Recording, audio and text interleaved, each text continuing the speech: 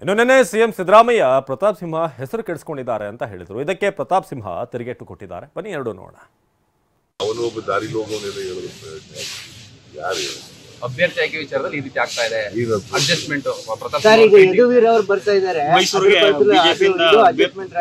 ನಾನು ಹೋಗಿ ಬಿಜೆಪಿ ನಿಂತು ಅಂತ ಹೇಳಿದ್ರ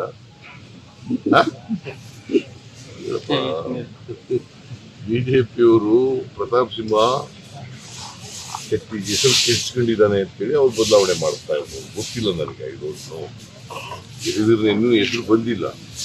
ಪ್ರತಾಪ್ ಸಿಂಹ ಹಿಂಗೆ ಈಗ ಅವ್ನು ಬದಲಾವಣೆ ಮಾಡಬೇಕು ಅಂತಂದ್ರೆ ನೀವೇ ಸೃಷ್ಟಿ ಮಾಡ್ಕೊಂಡು ಹೇಳಿದ್ರೆ ಅಡ್ಜಸ್ಟ್ಮೆಂಟ್ ಪಾಲಿಟಿಕ್ಸ್.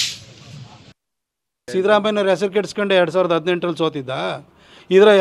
ಹೆಸರು ಕೆಡಿಸ್ಕೊಂಡಿದ್ರಲ್ಲೇ ವಾಪಸ್ ಬಾದಾಮಿಯಿಂದ ಇಲ್ಲಿ ಓಡ್ ಬಂದಿದ್ದ.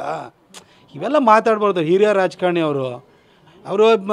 ಅವ್ರ ಬಗ್ಗೆ ನನಗೆ ಹೇಳ್ತಾ ಹೋಗ್ಲ. ಹಾಗಾದರೆ ಅವ್ರ ಚುನಾವಣೆಯಲ್ಲಿ ಎಷ್ಟು ಚುನಾವಣೆಯಲ್ಲಿ ಸೋತಿದ್ದಾರೆ? ನನಗೆ ಬಿಡಿ, ಟಿಕೆಟ್ ಕೊಟ್ಟು ಹೆಸರು ಕೆಡಿಸ್ಕೊಂಡ್ರೆ ಟಿಕೆಟ್ ಕೊಟ್ಟಾದ್ಮೇಲೆ ಗೆಲ್ತೀನ ಸೋಲ್ತೀನ ಅದ್ರ ಮೇಲೆ ನಿಂತಾಗುತ್ತೆ. ಒಬ್ಬ ಮನುಷ್ಯನ ಗೆಲುವು ಸೋಲಿದೆಯಲ್ಲ ಅವನ ಬಗ್ಗೆ ಜನ ಏನು ಅಭಿಪ್ರಾಯ ಇಟ್ಕೊಂಡಿದ್ದಾರೆ ಅಂತ ಹೇಳ್ಬಿಟ್ಟು ತೋರಿಸುತ್ತೆ. ಸಿದ್ದರಾಮಯ್ಯ ಜೀವನದಲ್ಲಿ ಎಷ್ಟು ಸರಿ ಸೋತಾರೆ? MP ಎಲೆಕ್ಷನ್ ಸೋತಾರೆ, MLA ಎಲೆಕ್ಷನಲ್ಲಿ ಸೋತಾರೆ, ಎಷ್ಟು ಎಲೆಕ್ಷನಲ್ಲಿ ಸೋತಿಲ್ಲ. ಸುಮ್ಮನೆ ಈ ಥರ ಮಾತಾಡಬಾರ್ದು. ಅವರು ಹಿರಿಯ ನಾಯಕರಿದ್ದಾರೆ. ಅವರಿಗೂ ನಮಗೂ ಸೈದ್ಧಾಂತಿಕ ವಿರೋಧಗಳ ಹೊರತಾಗಿ ಸಿದ್ದರಾಮಯ್ಯನವ್ರ ಬಗ್ಗೆನೂ ಕೂಡ ನಂಗೆ ಅಪಾರವಾದಂಥ ಗೌರವ ಇದೆ, ಅವ್ರ ಬಗ್ಗೆನೂ ಪ್ರೀತಿ ಇದೆ. ಅವ್ರಿಗೂ ನಾನು ಮೈಸೂರಿನ ಒಬ್ಬ ನಾಗರಿಕನಾಗಿ ನಾನು ಅವ್ರ ಬಗ್ಗೆ ನಮ್ಮ ಭಾಗದ ಮುಖ್ಯಮಂತ್ರಿ ಅಂತ ಅವ್ರ ಬಗ್ಗೆನೂ ನಂಗೆ ಅಭಿಮಾನ ಇದೆ. ಆದರೆ ಅವ್ರು ಆ ಥರ ಎಲ್ಲ ಮಾತಾಡಬಾರ್ದು.